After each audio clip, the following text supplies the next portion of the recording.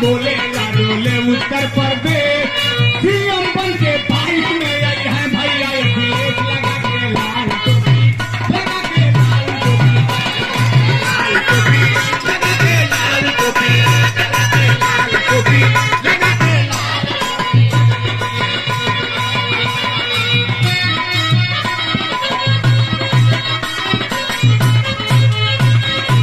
और क्या नाम है गरीब देश में चारी ओरी साइकिल का बहुत हवा चारी ओरी साइकिल का बहुत हवा अखिलेश भैया के सीएम बनावा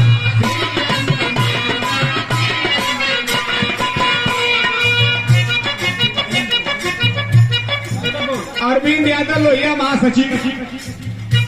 का भैया के सीएम बनावा सीएम बनावा सीएम बनावा।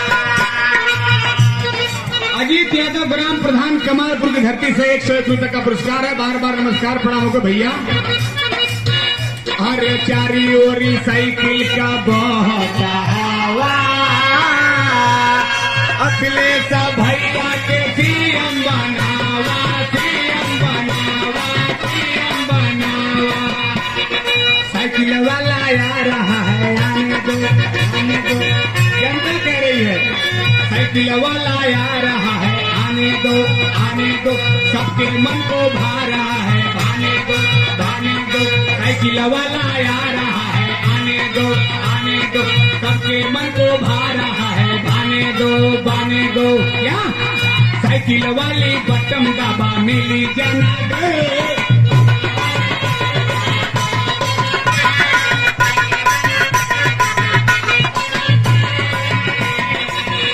अरे साइकिल वाली बटन दबा मिली जाने दे